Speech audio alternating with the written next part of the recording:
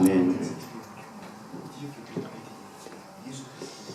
지구상에 존재하는 교회 중에 문제가 전혀 없는 교회는 하나도 없을 것입니다. 교회에 두드러진 문제 중에 하나는 제가 생각할 때는 분파라고 생각합니다. 이 로마 교회, 바울이 로마서를 썼던 이 로마 교회도요, 믿음이 강한 자와 믿음이 약한 자들 사이에 서로 나누어져 있었어요. 그리고 제가 지난주, 그 지난주를 통해서 여러분들에게 드렸지만은 신앙의 본질적인 문제가 아니고 신학적인 용어로 얘기하자면 아디아포라 문제. 이건 뭐냐 하면은 별로 대수롭지 않는 문제. 지역적인 문제를 가지고 갈등을 했습니다. 이 사람들. 이 믿음이 강한 자들은요, 이방인 그리스도인들이고 믿음이 약한 자들은 유대인 그리스도인들이기 때문에 이 로마 교회는 인종 간에도 서로 갈등이 있었다. 그렇게 얘기할 수가 있습니다. 자, 교회가 파로 나누어져 가지고 갈등하는 이 문제에 대해서 바울은 어떻게 가르쳤을까요? 어떻게 행동하도록 가르쳤을까요? 오늘 성경 말씀을 봅시다. 1절에 보면 이렇게 얘기를 했습니다. 믿음이 강한 우리는 그랬죠. 여기서 우리라는 것은 바울을 포함해서 로마 교회의 믿음이 강하다고 생각하는 사람들을 얘기하는 겁니다. 우리는 믿음이 약한 자의 약점을 담당하고 자기를 기쁘게 하지 아니할 것이라 이렇게 얘기를 했습니다. 그러니까 믿음이 강한 사람들이 믿음이 약한 자의 약점이라는 건 뭐냐 하면은 그들이 신앙이 연약해서 할 수 없는 부분들, 이걸 얘기를 하는 겁니다. 이거를 믿음이 강한 사람들이 예수님께서 십자가를 지셨듯이 이렇게 대신 져야 된다는 거예요. 그리고 자기를 기쁘게 하지 아니할 것이라, 이건 무슨 얘기를 하냐면은 자기의 그 믿음이 강한 사람들이 자기의 주장을 나는 이건 절대로 안 돼 하고 고수해서는 안 된다는 거예요. 그 다음 말씀을 또 볼까요? 우리 각 사람이 이웃을 기쁘게 하되 그랬죠. 그러니까 자기를 기쁘게 하지 말고 누구를 기쁘게 해야 되느냐 하면 믿음이 강한 사람들이 믿음이 약한 사람들을 배려해야 된다는 거예요. 그리고 선을 이루고 덕을 세우도록 하라는 건 뭐냐 하면은 그들이 영적으로 유익한 쪽으로 행하고 그들이 신앙 안에서 잘 자라갈 수 있도록 해야 된다. 그래서 바울은 믿음이 강한 자들이 믿음이 약한 자들을 그 약점을 대신 짊어짐으로 말미암아 교회의 화평을 이루어 가라, 하나됨을 이루어 가라, 이렇게 얘기를 하는 겁니다. 그래서 여러분, 교회가 하나됨을 이루고 화평을 이루는 데 있어서 더 중요한 역할을 하고 더 책임을 느껴야 될 사람이 누구냐면 믿음이 강한 사람들, 약한 사람.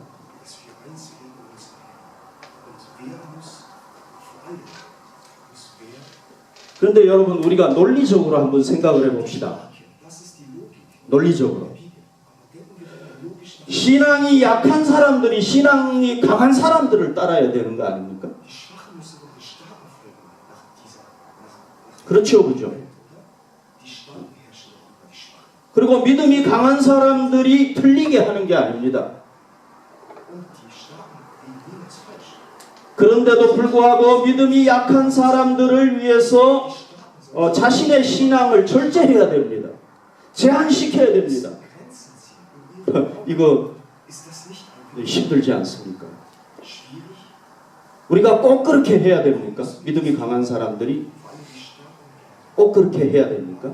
자기의 신앙의 자유를 절제해야 됩니까? 오늘 1절에 보면은요, 바울은 마땅히 그렇게 해야 된다. 이렇게 얘기를 하고 있습니다. 마땅히. 이 마땅히라는 건 무슨 얘기냐면요. 원어상으로 보면 빚을 졌다. 이런 얘기입니다. 여러분, 우리가 예를 들어서 빚을 지면 반드시 갚아야 될 의무가 있는 거 아닙니까? 그러니까 빚 졌다는 말은 무슨 얘기냐면 마땅히 해야 된다는 건 우리가 반드시 해야 된다는 거. 바울은 왜 믿음이 강한 사람들이 믿음이 약한 사람들을 위해서 자기를 희생하고 섬기고 헌신하고 이렇게 해야 된다고 얘기를 했을까요? 왜? 3절 이하에 보면요. 바울은 왜냐하면 으로 시작을 하면서 그 근거에 대해서 얘기를 왜 그렇게 해야 되는지를 얘기를 해주고 있습니다. 자, 여러분, 우리가요. 이 왜 우리가 신앙이 강한 사람이고 먼저 예수님을 믿은 사람이라면은 연약한 성도를 위해서 그렇게 해야 되는데 왜 그렇게 해야 되는가? 이걸 깨닫는 게 참 중요하죠. 그죠? 3절 그 다음 말씀을 보십시오. 여기 보십시오. 자, 우리 성경에는 왜냐하면이 없어요. 그런데 독일어 성경에 보면은 then, 영어 성경에 보면은 for, 이 페르시아 성경은 제가 못 읽어가지고 얘기를 못 하겠는데 왜냐하면 얘기를 해주는 거예요. 왜냐? 바울이 얘기하고 있는 가장 중요한 근거가 뭐냐면은 그리스도께서 자기를 기쁘게 하지 아니하셨다는 거예요. 아멘. 예수님께서, 여러분, 하나님의 아들이신 예수님께서 우리가 다 그분을 기쁘시게 해야 되는데도 불구하고 예수님께서 자기를 기쁘시게 하지 않았다. 정말 놀라운 일이죠. 그렇죠?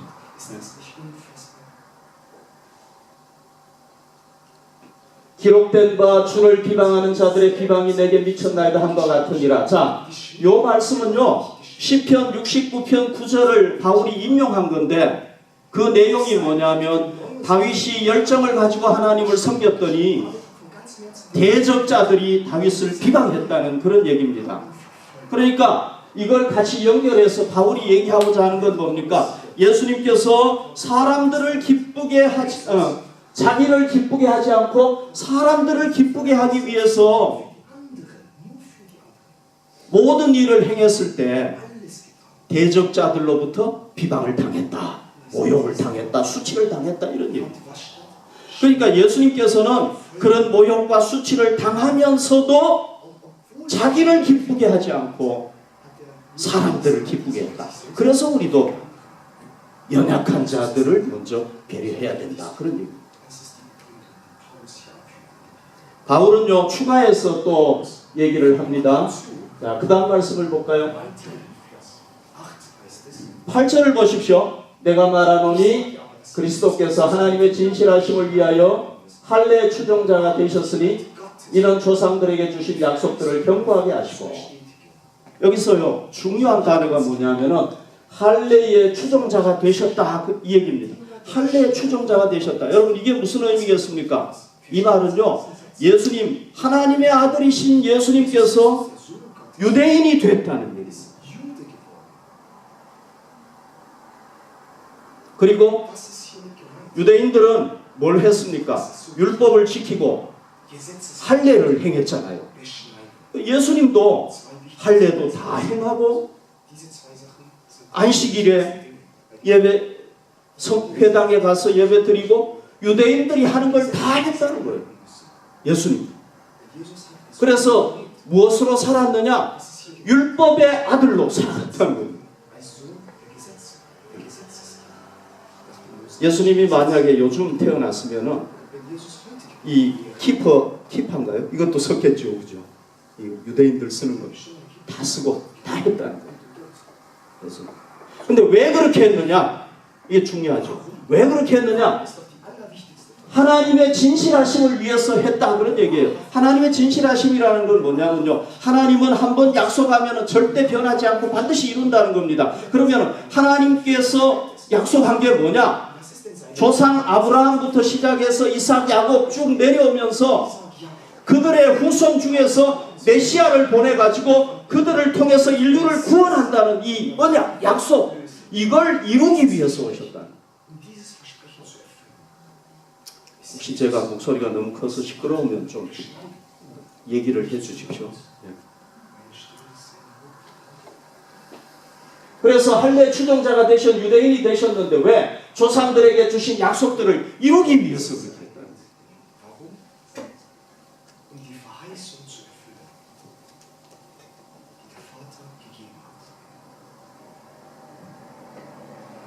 그래서요, 예수님께서는요, 성자로서의 그 영광스러운 지위를 버리고 인간이 되어서 이 세상에 오셨습니다. 그리고 그분은 인간의 죄를 대신해서 십자가 지고 죽으시고요. 그리고 부활하심으로 말미암아 인류의 구원 역사를 이루셨어요. 그래서 첫 번째로 누구를 구원했느냐 하면은 유대인들을 구원하고요. 예수님은 유대인도 구원하기 위해서 오셨어요. 유대인은 버리기 위해서 버리지 않으셨어요. 먼저 유대인을 구원하고 그 다음에 이방인들까지 다 구원해가지고 유대인과 이방인이 한 하나님의 자녀가 되고 한 세 사람이 되어서 하나님을 섬길 수 있도록 하기 위해서 오셨다. 그렇게 하셨다.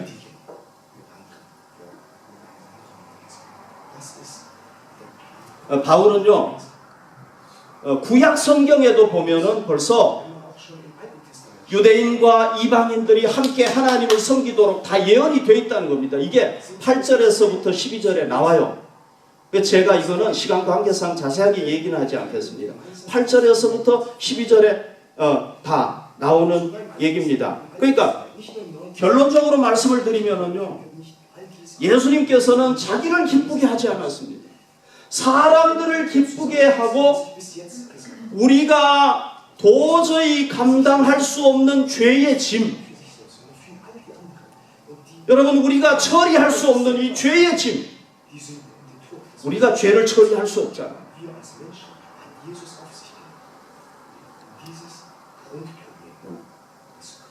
루터가 그 죄를 처리하기 위해서 막 별별 노력을 다 했지만 안 되잖아요. 죄의식이 없어지지 않아요. 우리가 죄 지은 건데 우리가 없애지 못하는 이거를 누가 대신 담당하느냐? 우리의 약점 아니에요. 이게 약한 거 아니에요. 이걸 누가 대신 담당해요? 예수님이 대신 담당했다는 거예요.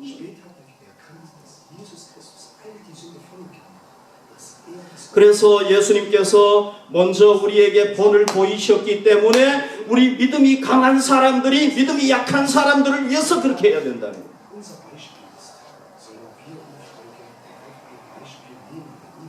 또 7절에 보면요,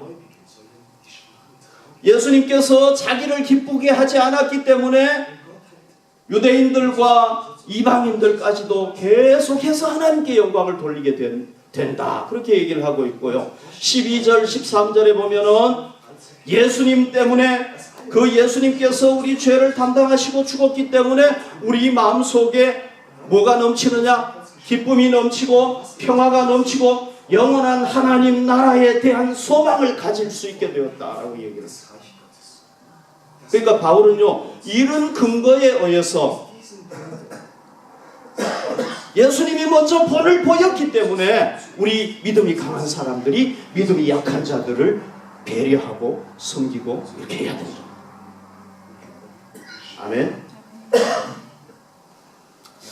여러분, 예수님 당시에도 그렇고요, 지금도 대부분의 유대인들은 예수가 구약에 예언된 메시아라는 걸 안 믿어요. 맞죠? 그죠? 안 믿어요. 오늘날 그리스도인들이 아닌 사람들은요, 당연히 안 믿어요. 뭐 예수가 무슨 인류의 죄를 구원하는 메시아, 안 믿어요. 독일의 그리스도인들은 얼마나 이걸 믿습니까? 죄송한데 독일 얘기를 해서 죄송한데 제가 지난주엔가 얘기를 했죠. 독일의 캐톨릭과 개신교인들이 55% 정도 돼요. 그런데 미국에서 조사를 했는데 독일에 있는 사람들 10%만이 신의 존재를 믿는데요. 그러면 그 중에 예수님을 구주로 믿는 사람은 얼마나 되겠습니까? 그분이 하나님의 아들이고 구주로 믿는 사람은 몇 퍼센트 되겠습니까? 여러분 진짜 우리 자신에게 한번 질문을 해봅시다. 여러분들은 진짜 예수가 아브라함을 통해서 이삭을 통해서 야곱을 통해서 예언된 구약에 예언된 메시아라고 믿습니까? 그분이? 진짜 믿습니까?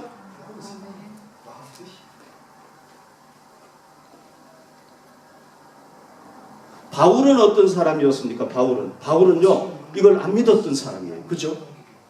예수가 무슨 우리 조상에게 약속했던 메시아다 안 믿었어요. 그걸 믿는 사람들은 어떻게 했습니까? 무자비하게 박해했어요. 남자 여자 아이 할 것 없이 그냥 다 감옥에 넣고 말이죠. 죽이고 그랬던 무자비하게 했던 사람이에요.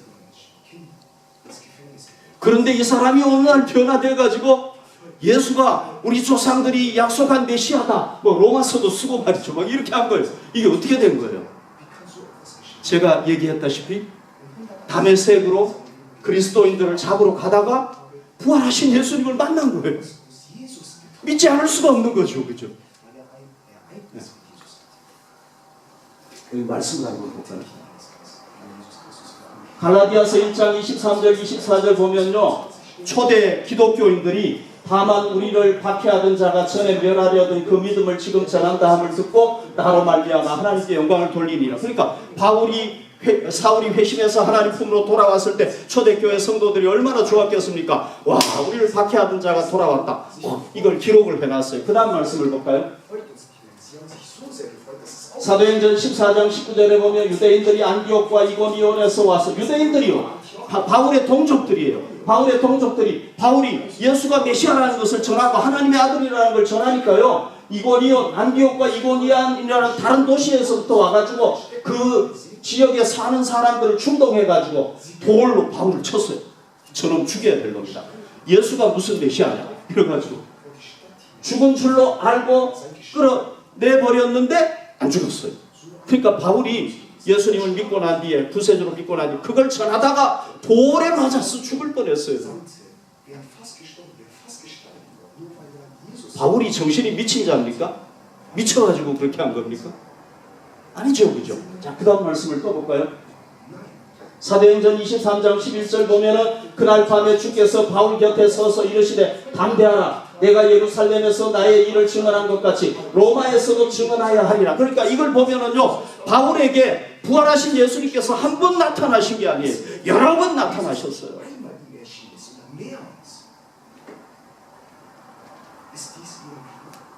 그리고 뭐라고 말씀하셨습니까? 로마에서도 네가 나를 증언해야 된다. 실제로 바울은요, 로마까지 갔지 않습니까? 그래서 예수 그리스도를 전하다가 어떻게 됐습니까? 목이 잘려가지고 순교당했다는 거죠. 자, 우리가 이 바울의 삶을 보면서도 예수가 조상들에게 약속하신 메시아라는 걸 유대인들은 믿지 못하는 거예요. 너무너무 답답하죠. 여러분, 우리 중에는 믿지 못하는 사람들이 없기를 바랍니다. 아멘. 저는 분명한 삶의 변화를 보면서도 우리가 믿지 못한다면은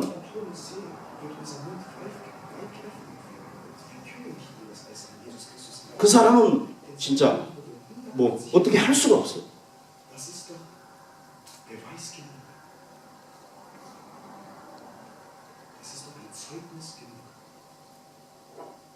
자, 혹시 이 자리에 아직도 예수님을 구주로 영접하지 못한 분이 계십니까? 저는 그런 분들에게 간절하게 좀 호소하고 싶습니다. 여러분, 예수님은 진정한 우리의 구세주가 되십니다. 마음을 열고 그분을 예수님으로 구주로 받으시기를 바랍니다. 받아들이시기를 바랍니다. 그러면 여러분, 이제 바울이 우리에게 근거로 제시했던 것이 진실이라면은, 진실이죠. 예수님이 자기를 기쁘시게 하지 않았죠. 유대인이 돼가지고 우리의 약점을 담당하셨죠. 이게 진실이라면 우리 진실로 믿어야 돼요. 진실이라면 이제 로마 교회의 그리스도인들이 해야 될 일은 분명합니다. 뭡니까? 말씀을 봅시다. 그리스도께서 우리를 받아 하나님께 영광을 돌리신 것 같이 너희도 서로 받으라. 아멘. 유대인 그리스도인들, 이방인 그리스도인들이 뭐 별거 아닌 문제 가지고 아디아포라 문제를 가지고 막 서로 갈등하고 파가 나눠져 가지고 막 서로 비판하고 멸시하고 막 이렇게 했단 말이죠. 야, 예수님께서 너희를 받아주지 않았니? 너희의 그 많은 죄를 다 받아주지 않았니? 그런데 왜 너희들은 별거 아닌 것 가지고 받지 못해? 얘기를 하고 있는 거예요. 서로 받아. 여러분, 저는 참 감사한 게 하나 있어요. 우리 교회가 다국적이잖아요. 그죠? 네. 뭐 독일분, 한국분, 뭐 이 국적이 여러 곳에서 오신 분들이 이렇게 모여가지고 신앙생활을 하는데 우리가 참 잘 서로 수용을 하고 네. 하나님을 잘 섬기는 것 저는 정말 감사하게 생각해요. 자, 여러분, 우리가 예수님 안에서 더 친밀한 한 가족이 됩시다. 아멘. 다 저쪽으로 쳐다보면서 이분 아멘 이렇게 괜찮아요. 네. 여러분, 우리가 더 친밀하게 한 가족이 됩시다. 영적인 한 가족. 아멘. 그리고 우리가 서로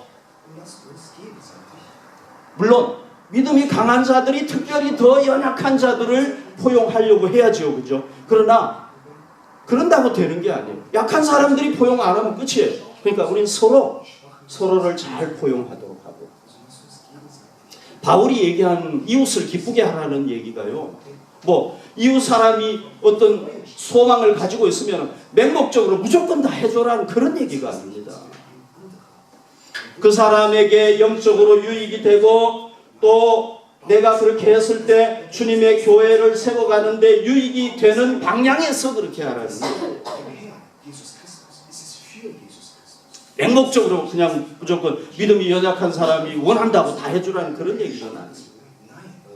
그리고 아디아포라 문제, 대수롭지 않는 문제, 본질적인 게 아니고 예수를 믿고 구원받느냐 안 받느냐 이런 문제가 아니고 뭐 어떤 음식을 먹어도 되느냐 안 먹어도 되느냐 이런 문제잖아. 그죠? 뭐 이런 문제들은 우리가 물론 성경에 분명하게 나온 문제 가지고 우리가 뭐 포기하면 안 됩니다. 그건 진리를 지켜야 되지만 그러나 별로 중요하지 않는 문제들은 우리가 어떻게 해야 되느냐? 믿음이 강한 사람들이 좀 약한 사람. 왜? 약한 사람들은 그거를 감당을 못하니까.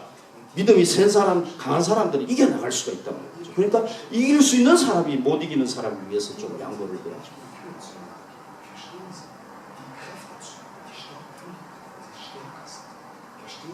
여러분, 우리가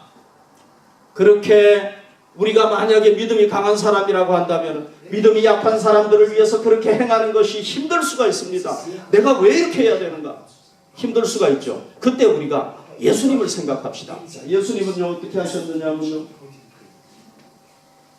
빌립보서 2장 6절 8절에 보면 그는 근본 하나님의 본체시고 하나님과 동등한 분이에요. 여러분, 예수님은 어떤 분이냐? 하나님과 똑같은 분이에요. 우리를 창조하신 분이고 우리의 주인이시란 말이죠. 그런데 그분이 동등됨을 취할 것으로 여기지 아니하고 오히려 자기를 비워 종의 형체를 가지사 사람들과 같이 여러분, 하나님 편에서 봤을 때 우리는 종이나 마찬가지라 종보다도 더 못한 존재죠. 피조물이란 말이죠. 그런데 하나님의 아들인 예수님께서 뭐가 되셨느냐? 사람이 되셨다는 거예요. 여러분, 우리가 왕이라고 생각해 봅시다. 한 나라를 통치하는 왕이라고 왕인데 거지가 되라고 하면 왕의 신분을 내려놓고 거지가 될 수 있겠습니까? 어렵죠. 그죠? 왜 거지가 됩니까? 힘들죠. 그러면 하나님의 아들이 인간이 되는 건 이거는 왕이 거지가 되는 것보다 더 힘든 일이에요. 여러분 여기에 그는 근본 하나님의 본체시나 하나님과 동등됨을 취할 것으로 여기야 종의 사람들과 같이 되었다. 이게 그냥 바울이 진술한 얘기지만은요, 이거는 엄청난 놀라운 일이에요.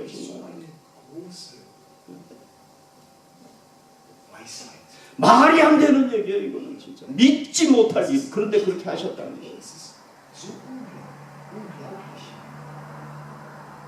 그리고 이분이 어떻게 했습니까? 우리 죄를 대신해서 십자가 지고 6시간 동안 모진 고통을 다 당하셨어요. 그 다음 말씀을 볼까요? 죽기까지 복종하셨으니 십자가의 죽으심이라. 그 다음 말씀 마가복음 15장 30절에 보면 네가 너를 구원하여 십자가에서 내려오라. 여러분, 예수를 십자가에 못 박았던 대적자들은요, 예수님은 지금 아파서 너무 고통스러워서 막 죽을 지경인데 뭐라고 얘기를 하느냐? 조롱했습니다. 야, 너가 메시아라면서 너 내려와봐. 여러분 얼마나 힘들었겠습니까?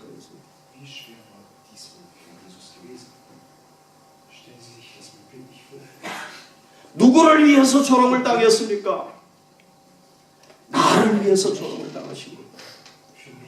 내 죄짐을 감당하기 위해서 예수님께서 당하셨단 말이죠.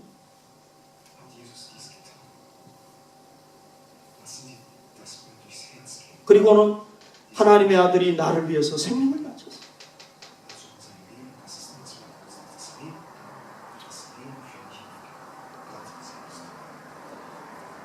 예수님께서 원수들의 모욕을 다 참으면서 우리의 모든 죄를 다, 우리의 약점 아닙니까? 그거를 다 담당하셨기 때문에 우리가 어떻게 됐습니까? 죄에서부터 해방받고 죽음에서부터 해방받고 하나님의 자녀가 되어서 하나님의 모든 좋은 은혜를 다 누리게 된 거라는 거죠.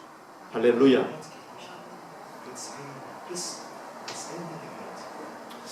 자, 여러분 여기 말씀을 볼까요?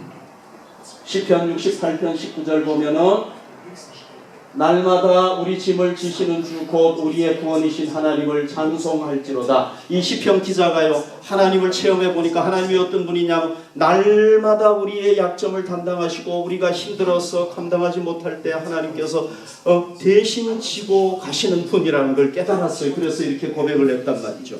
여러분, 우리 하나님은 날마다 우리의 약점을 담당하시는 분인 줄로 믿습니다. 여러분들에게 지금 힘든 일이 무엇입니까? 직장에서 힘든 일이 뭡니까? 학업에서 여러분들의 힘든 일이 뭡니까? 인간관계에서 힘든 일이 있습니까? 세상에서 살아가는데 무거운 짐이 있습니까? 내가 감당하지 못할 짐이 있습니까? 우리는요, 우리의 짐을 대신 지실 분이 있어요. 아멘? 누가 대신 지시느냐? 삼위일체 하나님께서 우리의 짐을 대신 지신단 말이죠. 그런데 이런 짐을 지시는 분을 여러분들이 모시고 살면서도 그분에게 무거운 짐을 맡기지 않으면 여러분들은 정말 어리석은 사람들이에요. 우리 주님께서는 말씀하세요. 수고하고 무거운 짐진 자들아 다 내게로 오라. 예수님이 짐을 져주시겠대요. 자, 여러분들 무거운 짐이 있습니까? 하나님께 맡기시기 바랍니다. 그래도 안 맡기시겠다고 그러면 나는 어떻게 할 수는 없어요. 맡기시기 바랍니다. 이 말씀을 믿고 아멘. 맡기시기 바랍니다. 여러분들은 우리의 짐을 져주십니다. 아들을 이 세상에 보내가지고 우리가 질 수 없는 죄의 짐까지 지신 분이 우리의 짐을 안 지겠습니까? 그리고요, 여기 말씀을 한번 볼까요? 6절에 보면 한 마음과 한 입으로 하나님 곧 우리 주 예수 그리스도의 아버지께 영광을 돌리게 하려 하노라. 여러분, 우리가요 서로 짐을 지게 될 때 어떻게 됩니까? 믿음이 강한 사람이나 약한 사람이 서로 하나님께 영광을 돌리게 되는 거예요. 예수님 때문에 유대인과 이방인이 하나님께 영광을 돌렸듯이 영광을 돌리게 되는 겁니다. 그 다음 말씀을 봅시다. 자, 그러므로 그리스도께서 우리를 받아 하나님께 영광을 돌리신 것 같이 너희도 서로 받고 영광을 돌리라는 얘기죠. 그 다음 말씀을 봅시다. 소망의 하나님이 모든 기쁨과 평강을 믿음 안에서 너희에게 충만하게 하사 성령의 능력으로 소망이 넘치게 하시기를 원하노라. 여러분, 우리가요 서로 이웃을 기쁘게 하고 약점을 서로 감당할 때에 어떻게 되느냐? 우리 가운데 우리 중에 소망이 넘치게 되고 기쁨이 넘치게 되고 평안이 넘치게 되고. 아멘. 제가 아주 흥미로운 얘기를 하나 하겠습니다. 이건 실제적인 얘기입니다. 1950년도에 미국 위스콘신 대학에서 문학도들이, 여러분 이거 참 흥미로운 얘기인데 잘 들어보십시오. 문학도들이요, 문학을 공부하겠다는 사람들이 모임을 하나 만들었어요. 그리고 서로의 작품을 소개를 하고, 학생들이니까 자기들이 쓴 작품을 딱 소개를 하고, 그 다음에 서로 뭘 했느냐 하면 부족한 부분 있잖아요. 그죠? 단점들, 잘 못하는 부분들, 이런 부분들을 지적하고 비평을 했어요. 야, 너는 이 소설 보니까 이게 잘못했어. 이렇게 비평을 했어. 그런데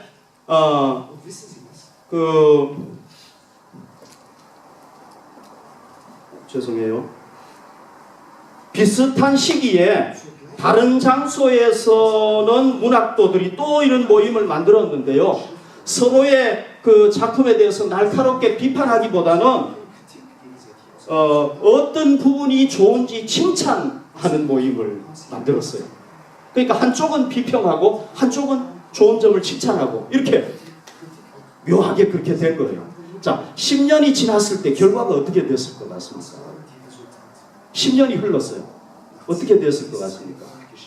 너무 놀라운 거는요, 이 칭찬을 주로 했던 이 모임의 문학도들은요, 대부분이 다 훌륭한 문학가가 됐어요. 작가가 됐어요.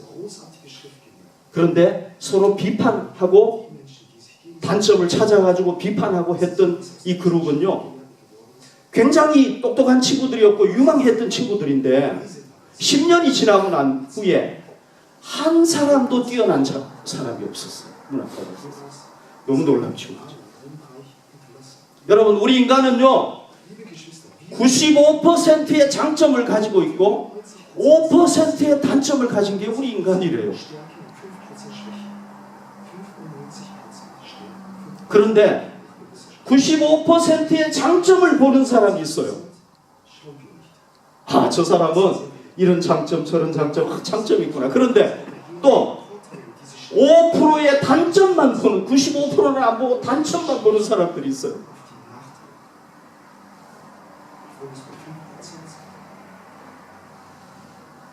이 장점만을 보는 사람은요, 삶에 활기가 넘치고요, 막 긍정적인 것들을 막 해내는 거예요.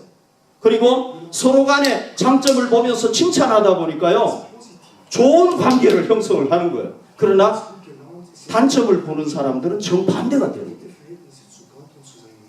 거예요. 놀랍죠, 그죠? 자, 여러분, 오늘 바울이 우리에게 뭐라고 얘기했습니까? 성경은요, 거기서 한 단계 더 나아가요. 우리가 단점을 가지고 비판하지 말고 그 단점을 가진 사람의 그 단점을 우리가 서로 짊어지라는 거예요.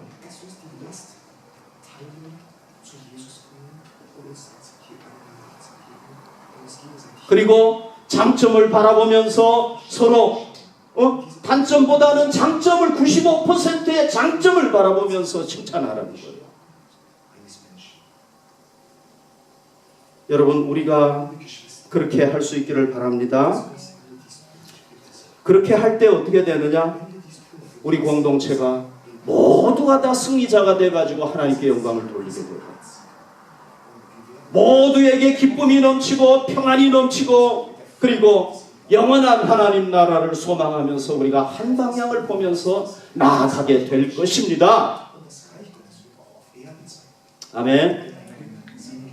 여러분, 저는 우리 교회 성도들이 서로 섬기기를 원해요.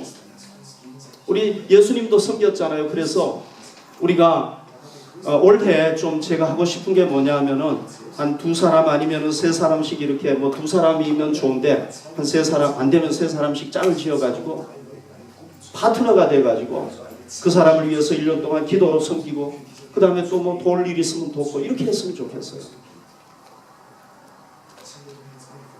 그리고 또 우리는 한 가족이잖아요. 다. 숫자도 많지 않으니까 우리 다 가족이랍니다. 그래서 한 뭐 10명 내외에서 이렇게 한 가정을 영적인 가정을 만들어 가지고 또 서로 섬기는 사람을 세워 가지고 서로 기도해 주고 섬기는 그런 교회가 됐으면 좋겠어요. 저는 매일 여러분들을 위해서 기도해요. 섬김이들은 또 그 가족들을 위해서 그 가족을 위해서 기도하고 각자는 또 기도로 섬기고 그렇게 우리가 하면 좋겠어요. 자, 바울이요 예수님을 본받아서 그 섬기는 사람이 되고 믿음이 강한 자로서 약한 자의 약점을 감당했더니 바울이 어떻게 됐습니까? 존귀한 하나님의 사도가 됐단 말이죠. 우리가 예수님을 본받고 사도 바울을 본받으면 어떻게 됩니까? 우리도 영광을 받게 됩니다. 아멘.